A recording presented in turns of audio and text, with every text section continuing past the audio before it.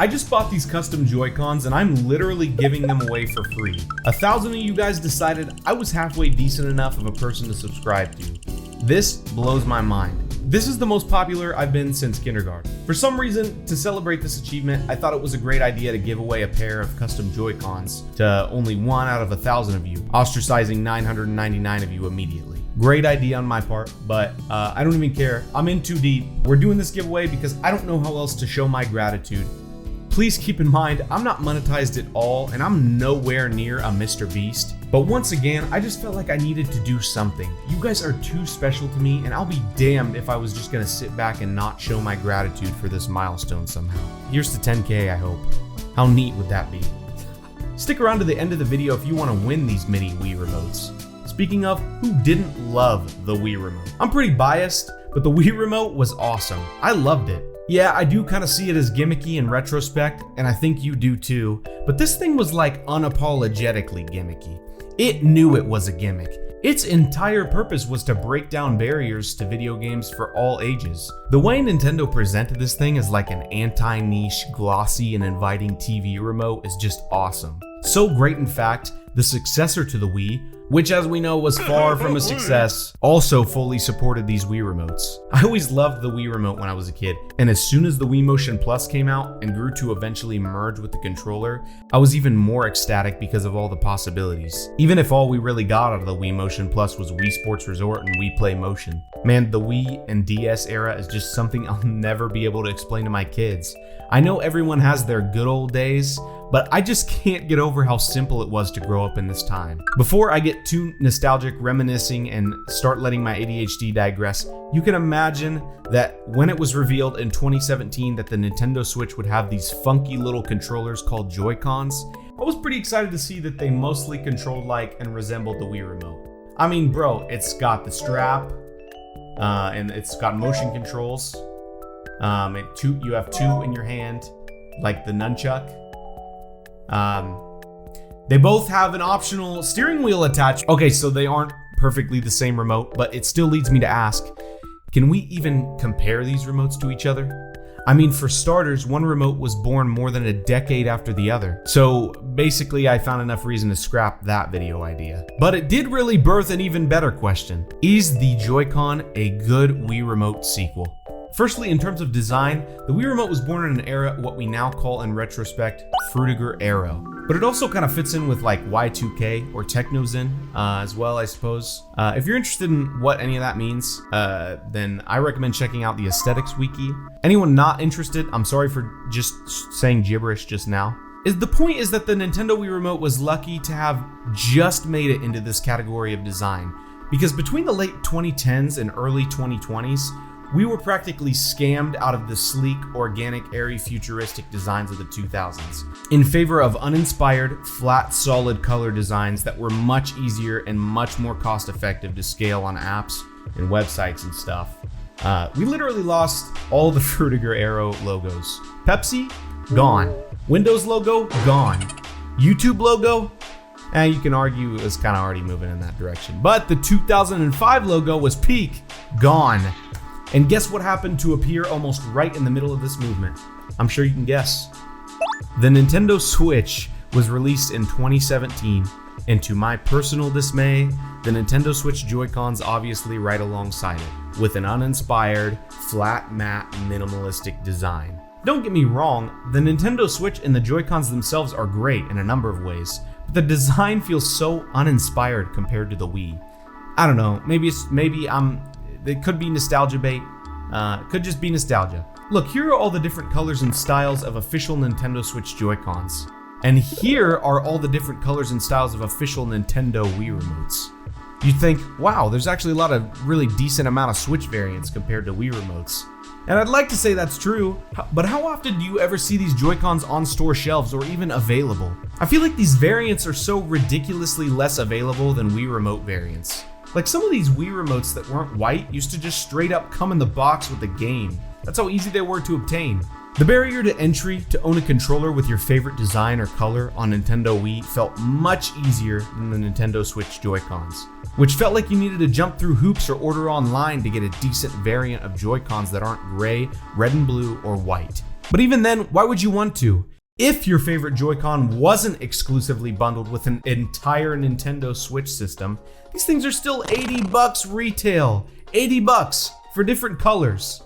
I could nearly buy 2 decent quality games with 80 smacks. For comparison, not only did the Wii Remote variants feel more attainable and available, but if you wanted to buy one outright, it was only $40. And sure, for sake of argument, throw in the optional nunchuck for $20 and it's still cheaper. I'm not gonna sit and rant about price for long, but the idea that they'd make Joy-Cons a steady $80, which if you bring inflation to its defense, even before the pandemic and inflation, these were $80 each, I do sort of get it.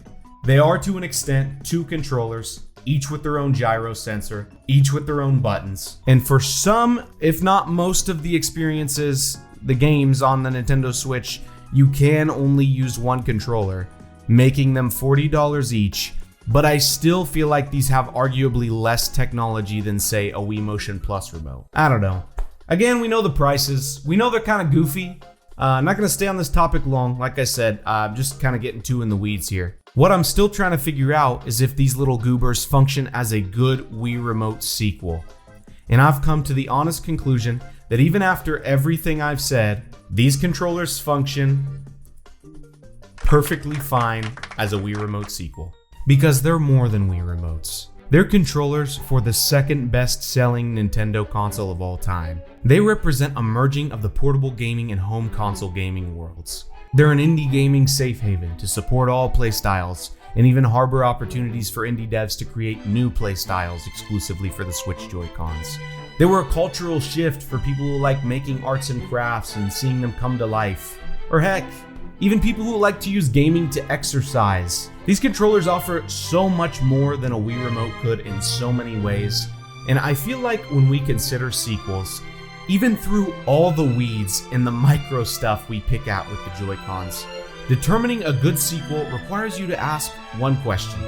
Does it function as same as its predecessor and still manage to either do it better or do more? Yes, dude, it does. Now I know this is a pretty short video, and after dogging on these things for this long, I'm gonna give away a pair to one of you lucky little goobers. Once again, as a really bad attempt at showing how grateful I am for all you watching. I don't care about views, and I mostly do this stuff as a creative outlet, but it certainly helps when there's a bunch of weirdos like you who actually enjoy watching what I put out. Like, what the flip? That's what I think. That's what I'm thinking. I say, what the flip, dude? But I say it in like a pleasant and a good way. Thank you is what I'm trying to say. Thanks, thank you, thanks. I'm not very good at this thanking you thing, obviously, but ever since I was a kid, I've always wanted to be a YouTuber. I remember guys like Vanoss Gaming, Chugga Conroy, and Cnanners, to name a few, really giving me the inspiration to try and become one. And although I was terrible at it. Hey guys, today we're doing a brawl free-for-all with whoever you're picking. And pit, but a certain kind of pit, a gold pit. That sounded weird. Let's go. Yeah. Anyway, although I was terrible at it, I still kept going, and that's what I've continued to do my entire life. Just keep going.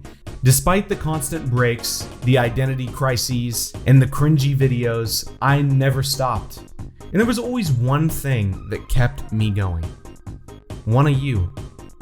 At some point, somewhere, one of you always came in for over a decade, every once in a while, with a, hey, good video, man, or that made me laugh so hard, or a thank you algorithm.